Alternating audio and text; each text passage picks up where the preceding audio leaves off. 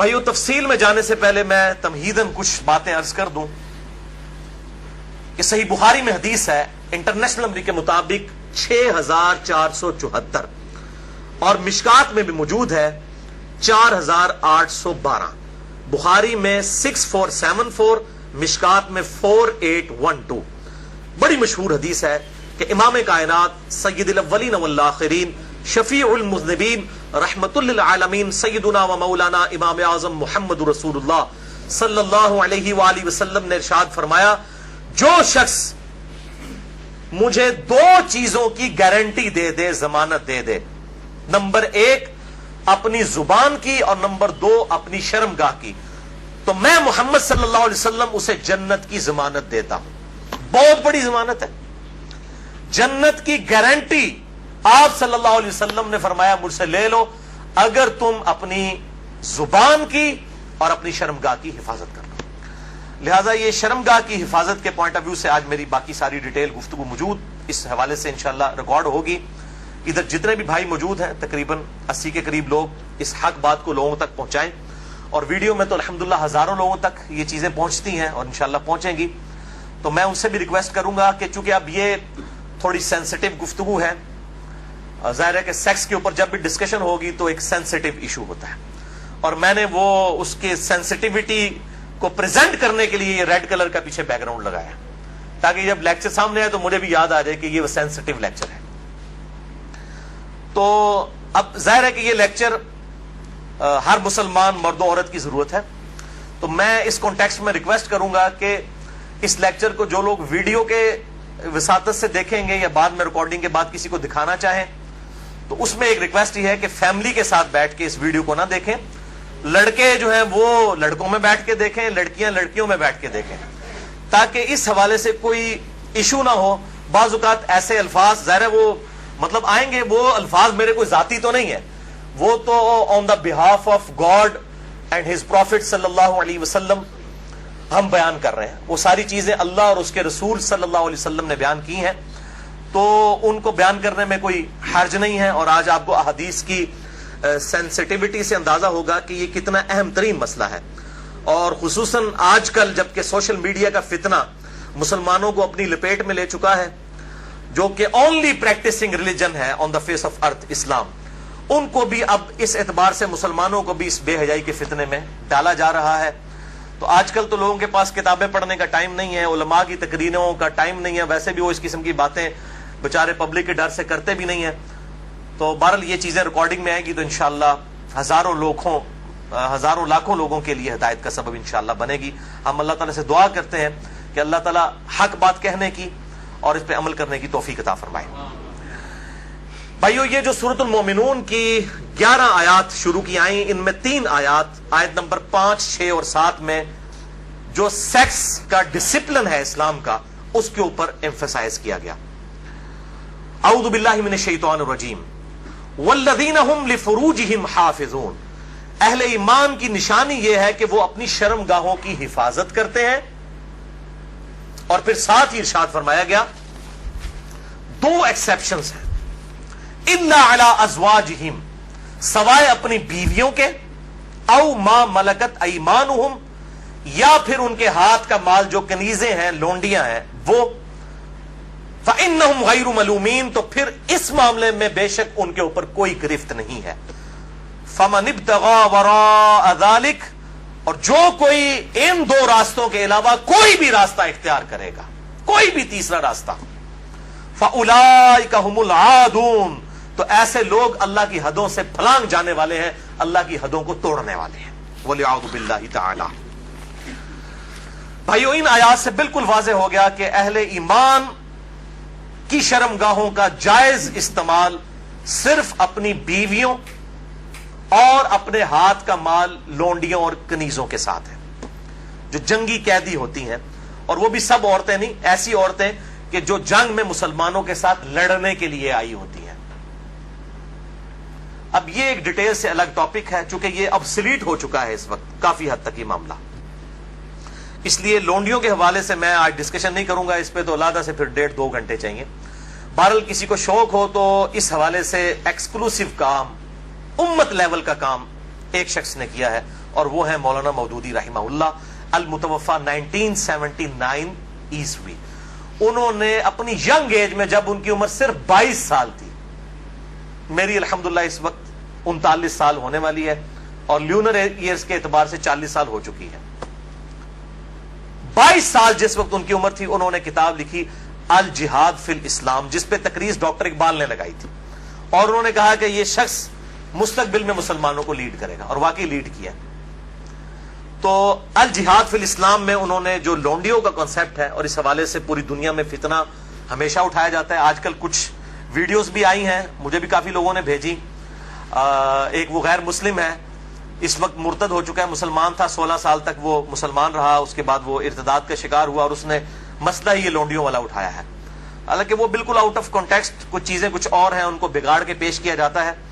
بہرحال الجہاد فی الاسلام پڑھیں مولانا مودودی کی کتاب. اس حوالے سے جو ایران کے اہل تشیع نے فتنہ اٹھایا ہے نکاح متع کا, یا سعودی عرب کے اہل سنت علماء کی طرف سے, اہل حدیث کی طرف سے, یہ میں سعودیہ کے اہل حدیث کی بات کر رہا ہوں, باقیوں انڈیا پاکستان بنگلہ دیش کے اہل حدیث کی بات نہیں کر رہا. انہوں نے نکاح مسیار کے نام سے, آپ نام ہی دیکھیں نکاح مسیار, آسانی والا نکاح. نکاح متع کہتے ہیں نفع اٹھانے والا. تو بالکل انہوں نے بس نام چینج کیا, بلکہ اگر مجھ سے پوچھیں تو نکاح مسیار جو ہے وہ نکاح متع سے بھی بدتر ہے. نکاح متع کے اندر تو نکاح کرتے وقت طے کیا جاتا ہے کہ میں تم سے 3 دن کے لیے یا 3 مہینے کے لیے نکاح کر رہا ہوں. نکاح مسیار میں مفتی اعظم سعودی عرب جو 66 سال تک رہے, ابن باز رحمہ اللہ, اللہ تعالیٰ ان کی غلطیاں معاف کرے کہ جو اتنا بڑا بلنڈر وہ کر کے گئے, انہوں نے یہ فتویٰ دیا کہ جو سعودیہ کے بچے پڑھنے کے لیے فارن ملکوں میں گئے ہیں تو وہاں جا کے عورتوں کے ساتھ شادیاں کر لیں, ان کو بتائیں نا کہ کتنے عرصے کے لیے رکھنا ہے, بس یہ کریں کہ جتنے عرصے کے لیے تعلیم ہے اپنے ذہن میں سوچ لیں کہ ان کے بعد طلاق دے دیں گے. حالانکہ نکاح کا مقصد تو خاندانی ایک نظام کو وجود بخشنا ہے, نہ کہ شہوت کی تسکین ہے. اس کو تو بڑا کنڈیم کیا گیا اسلام کے اندر. تو بہرحال انہوں نے کہا کہ جی وہ نکاح متع میں تو طے کیا جاتا ہے, نکاح مسیار میں جو ہے وہ ذہن میں سوچا جاتا ہے, غرر اور دھوکے والا معاملہ کیا جاتا ہے. یہ دونوں قطعاً حرام ہے. نکاح متع کسی حد تک موجود تھا, بخاری اور مسلم میں احادیث موجود ہے, اور بخاری اور مسلم میں ہی مولا علی علیہ السلام سے احادیث موجود ہے کہ قیامت تک کے لیے یہ نبی صلی اللہ علیہ وسلم نے منع فرما دیا. تو یہ علماء یہود کا کردار ایسے علماء ادا کرتے ہیں, خواہ اہل سنت میں ہو خواہ اہل تشیع میں. جو اصحاب سبت والا معاملہ ہوا, مچھلیوں کے شکار والا, اس طریقے سے انہوں نے یہ جو ہے نکاح انٹروڈیوس کروائے ہیں. اس حوالے سے میرا ایک ایکسکلوسیو کلپ بھی ہے تقریباً 8 منٹ کا, وہ 50,000 سے زیادہ لوگ یوٹیوب پہ دیکھ چکے ہیں. اس کے علاوہ بھی بڑا عام ہوا میرا جو قرآنک لیکچر نمبر 52 تھا, 2011 میں ریکارڈ ہوا تھا, آج سے 5 سال پہلے. اس میں ایک کلپ کاٹ کے چڑھا ہوا ہے, آپ اگر لکھیں یوٹیوب پہ جا کر شیعہ کا نکاح متع اور سنی کے نکاح مسیار کی حقیقت, آپ یہ رومن میں لکھیں, بلکہ آپ شیعہ کا نکاح متع یہ لکھ دینا تو میرے ہی کلپ ٹاپ پہ کھلے گا, کیونکہ سب سے زیادہ کلپ وہی دیکھا گیا. تو میں نے اس کے اندر جو ہے وہ اس پوائنٹ آف ویو سے گفتگو کی ہے. آج میں اس کی ڈیٹیل میں نہیں جاؤں گا.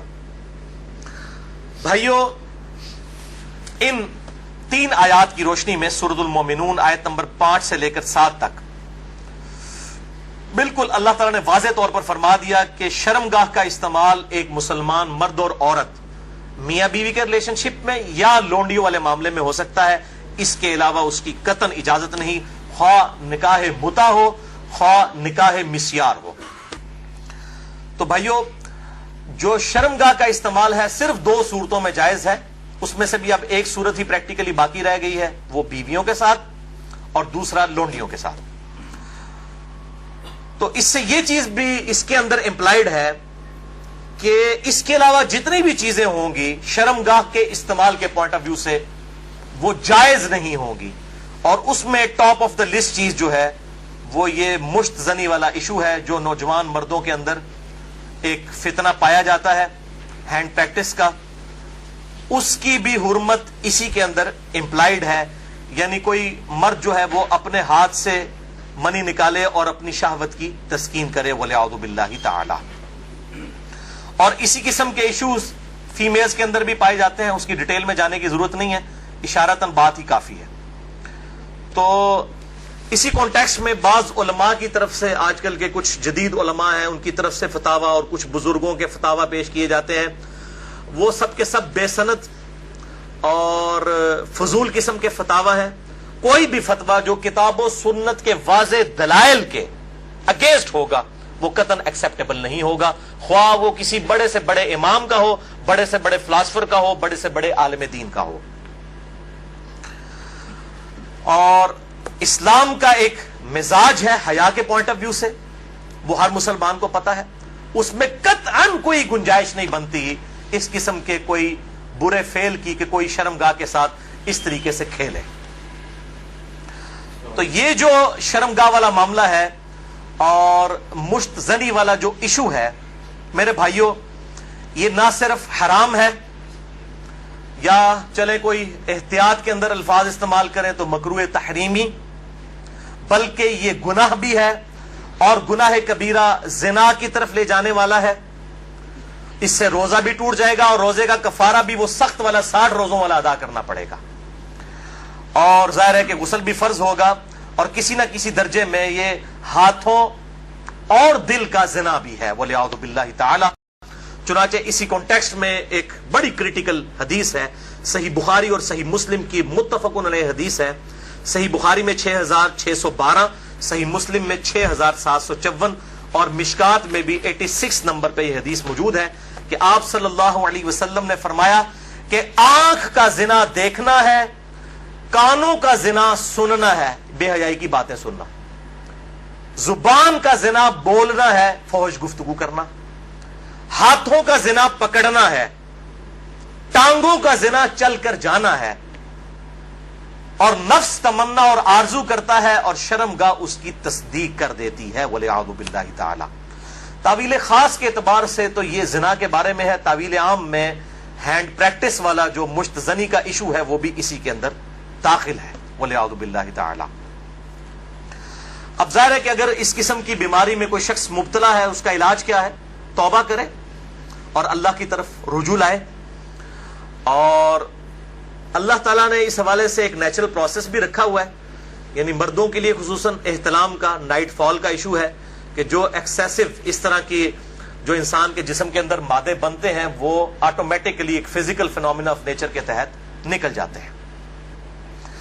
بہرحال اپنی شہوت کو کنٹرول کرنے کے لیے آپ صلی اللہ علیہ وسلم نے علاج تجویز فرمایا، سب سے بڑا علاج، اور وہ ہے نکاح۔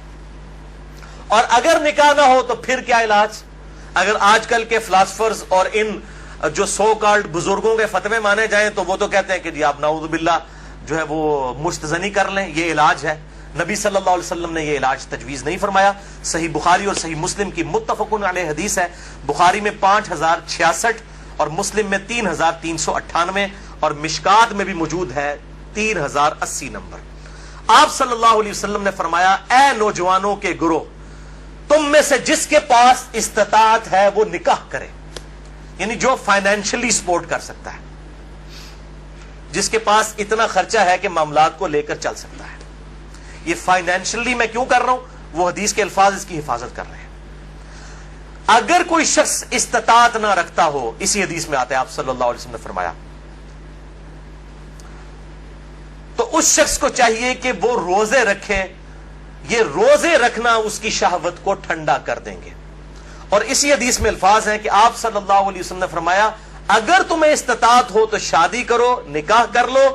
شادی کرنا نگاہوں کو نیچا کرتا ہے اور شرمگاہوں کی حفاظت کا ذریعہ ہے، اور جو شادی کی استطاعت نہ رکھے، یعنی فائنینشلی، یہ تو نہیں ہے کہ وہ نہ مرد ہے، نہ مرد ہوتا تو آپ صلی اللہ علیہ وسلم نکاح کا تو نہ کہہ رہے ہوتے، جو شادی کی استطاعت نہ رکھے وہ روزے رکھ لے۔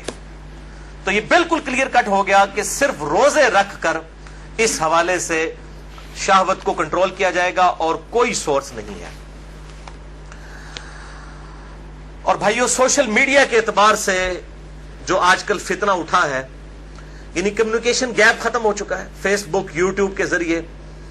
یعنی پہلے زمانوں کے اندر تو اگر کوئی لڑکی لڑکا آپس میں کسی اعتبار سے رابطہ بھی کرنا چاہتے تھے تو کوئی رابطے موجود نہیں ہوتے تھے، لیکن سوشل میڈیا اتنا بڑا فتنہ ہے کہ کوئی غیر محرم مرد و عورت آپس میں رابطہ کر سکتے ہیں، اور میں اس پہ کہتا ہوں یہ اتنا بڑا فتنہ ہے کہ اس فتنے سے صحابہ کرام علیہم رضوان کو بھی نہیں گزرنا پڑا.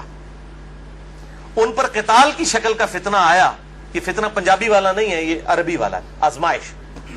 لیکن بے حیائی کا جو طوفان بدتمیزی ہے, بلکہ صحیح سونامی جو ہے, اس کا عشر عشیر بھی صحابہ کے دور میں نہیں تھا. کیا اس دور کے اندر صحابہ باہر نکلتے ہوں گے تو 20 فٹ بائی 50 فٹ کی موبائل کمپنیوں کے اشتہارات لگے ہوتے تھے بے پردہ عورتوں کے؟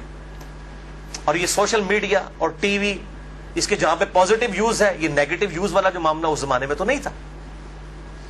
تو اس اعتبار سے غض بصر بہت ضروری ہے, نگاہوں کی حفاظت کرنا.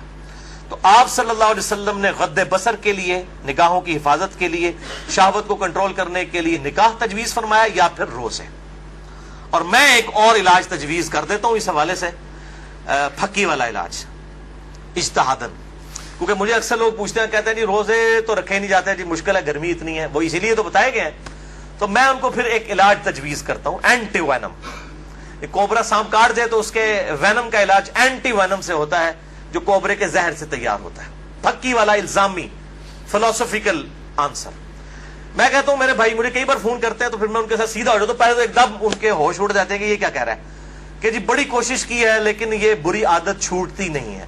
میں کہتا ہوں جی بہت آسان طریقہ ہے میرے بھائی, روزانہ آپ نے 1 منٹ کے لیے صرف موم بتی کے اوپر نا, اس کے شعلے کے اوپر آپ نے ہاتھ ایسے رکھنا ہے 1 منٹ کے لیے. تو میں نے کہا انشاءاللہ آپ کی عادت چھوٹ جائے گی. کہتے ہیں جی 1 منٹ کون رکھ سکتا ہے؟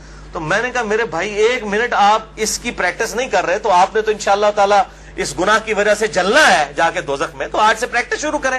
اور بخاری اور مسلم کی حدیث ہے کہ جو آخرت کی آگ ہے وہ دنیا کی آگ سے 70 گنا زیادہ تیز ہے, اس میں تو تلا جائے گا. یہاں تو ہم صرف آپ کو مشورہ دے رہے ہیں کہ آپ موم بتی کے فلیم کے اوپر صرف ہاتھ رکھ کے 1 منٹ کی پریکٹس تو شروع کریں نا. تو کہتے ہیں نا جناب آگے دیکھی جائے گی جا کے. تو اللہم اجرنا من النار, تو یہ پریکٹس کرنی شروع کریں تو انشاءاللہ تعالی خود بخود صبر نصیب ہو جائے گا. اسی حوالے سے غض بصر جو ہے, نگاہوں کو نیچا کرنا, اور پردے کے حوالے سے میری ایکسکلوسیو گفتگو ہے. یہ جو ویلنٹائن ڈے کا بھی فتنہ اٹھا ہوا ہے, اس پوائنٹ آف ویو سے مسئلہ نمبر ہے 106.